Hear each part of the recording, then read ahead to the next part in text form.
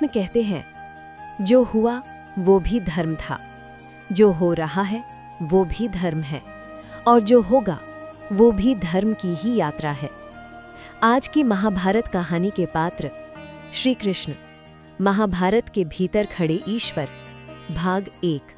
महाभारत के युद्ध में हजारों रथ थे, लाखों योद्धा थे, असंख्य अस्त्र शस्त्र थे, लेकिन फिर भी यदि किसी एक ने इस युद्ध की दिशा तय की तो वो तलवार उठाने वाला कोई योद्धा नहीं था, वो रथ के आगे बैठा एक सारथी था। न कोई मुकुट, न कोई शस्त्र, फिर भी पूरा युद्ध उसी की इच्छा से चल रहा था। वो थे श्री कृष्ण। आज हम उनके चमत्कार नहीं, उनके निर्णयों को समझने की कोशिश करेंगे, क्योंकि श्री कृष्ण कथा के पात्र नहीं थे, वे स्वयं कथा थे। जन्म का रहस्य। श्री कृष्ण का जन्म कारागार में हुआ, लेकिन वे कैदी बनकर नहीं आए। कंस का अत्याचार, देवकी का भय और वसुदेव की विवशता, इन सब के बीच जन्म लेने वाला ये शिशु किसी एक राजा को मारने नहीं, बल्कि धर्म की परिभाषा बदलने आया था। यमुना का मार्ग देना, शेषनाग का छाया बन जाना, ये चमत्कार नहीं थे, ये संकेत थे कि ये बालक सामान्य नहीं है। गोकुल और वृंदावन, ईश्वर का मानवीय रूप। गोकुल में श्री कृष्ण राजा नहीं बने, उन्होंने पहले मनुष्य बनना चुना। माखन चुराना, ग्वालों के साथ खेलना, यशोदा की डांट खाना। क्यों? क्योंकि जो ईश्वर मनुष्य का सुख दुख ना समझे, वो धर्म का मार्गदर्शन कैसे करेगा? राधा के साथ उनका प्रेम भोग नहीं था, वो त्याग था। वो सिखाता है कि प्रेम का सर्वोच्च रूप स्वामित्व नहीं, समर्पण होता है। मथुरा से द्वारिका, नीति का जन्म।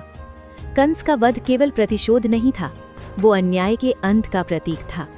लेकिन ध्यान दीजिए, कंस को मारने के बाद श्री कृष्ण ने राजगद्दी नहीं ली, उन्होंने शासन उग्रसेन को सौंप दिया।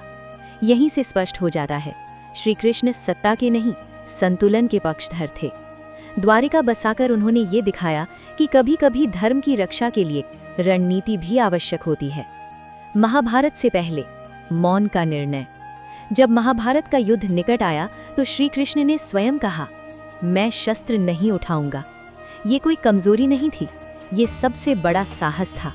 उन्होंने दोनों पक्षों को समान अवसर दिया, एक ओर उनकी नारायणी सेना, दूसरी ओर केवल वे स्वयं। और दुर्योधन ने सेना चुनी, अर्जुन ने कृष्ण को। यहीं पर महाभारत का परिणाम निर्धारित हो गया था। अर्जुन के सारथी, गीता का जन्म।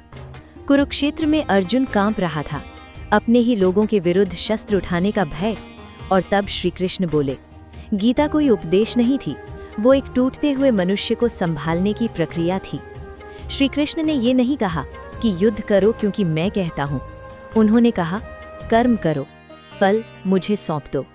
यहीं श्री कृष्ण ईश्वर नहीं, मार्गदर्शक बन जाते हैं। युद्ध के भीतर खड़े कृष्ण। भीष्म को गिराना हो, द्रोण को रोकना हो या जयद्रथ का अंत, हर निर्णायक मोड़ पर श्री कृष्ण उपस्थित थे।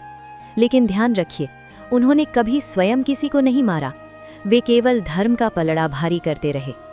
जब द्रौपदी का चीरहरण हुआ तो उन्होंने सभा नहीं बदली, उन्होंने मौन को तोड़ा और ये बताया कि जहां न्याय चुप हो जाए वहां ईश्वर को हस्तक्षेप करना पड़ता है।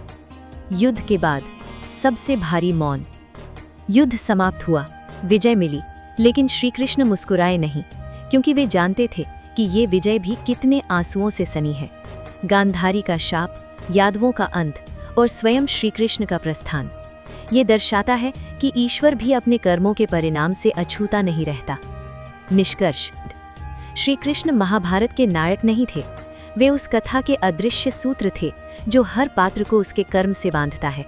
और शायद इसीलिए महाभारत समाप्त हो जाती है, लेकिन श्री कृष्ण हमारे जीवन में आज भी जीवित हैं। अगर आपको हमारी स्टोरी वीडियो अच्छी लगी हो तो हमारे वीडियो को लाइक करें, चैनल को सब्सक्राइब करें और अपने फ्रेंड्स के साथ भी शेयर कीजिए। और कमेंट में बताइए कि कैसी लगी आपको ये स्टोरी। धन्यवाद।